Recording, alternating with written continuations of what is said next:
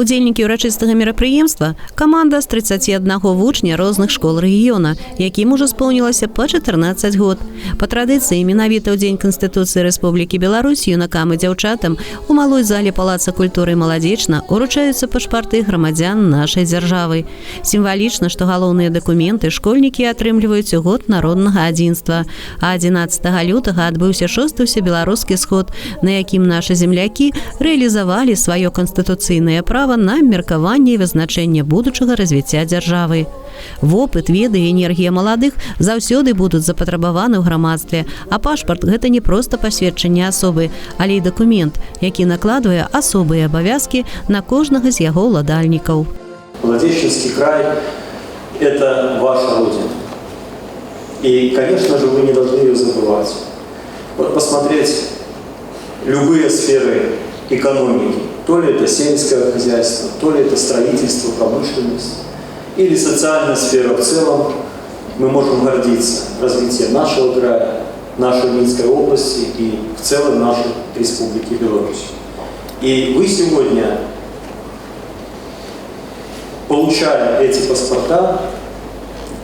паспорта гражданина Республики Беларусь, тоже должны сами перед собой дать определенную клятву себе, чтобы спустя определенное время,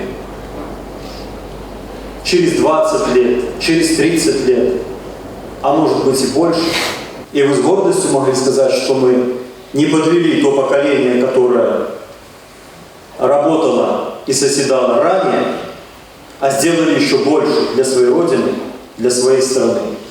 Атрымліваючы пашпарты, юнакі і дзяўчаты робяць першыя крокі ў дарослае жыццё. Але час бяжыць хутка, і неўзабаве ўчарашнім школьнікам прыйдзецца ствараць будучыя краіны, вызначаць вектары яе палітычнага, эканамічнага і сацыяльна-культурнага развіцця. Юнацтва і маладосць заўсёды самыя светлыя перыяды ў жыцці чалавека.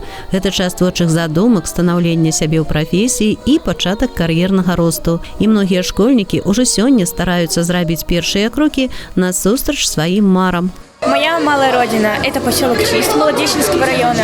Моя мечта – это поступить в Минский государственный колледж в сфере обслуживания на экономиста, на банковское дело. Я хочу получать от этой профессии много впечатлений и приносить пользу своей малой родине, своему поселку. Для этого я стараюсь хорошо учиться, чтобы осуществить свою мечту.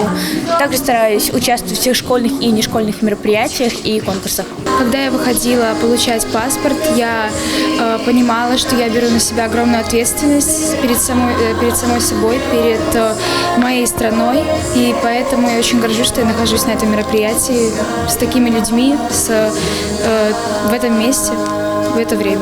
Акрамя пашпарта, кожны з юнакоў і дзяўчат атрымаў у падарунак Канстытуцыю і прыгожа ілюстраванае выданне «Я грамадзянін Рэспублікі Беларусь».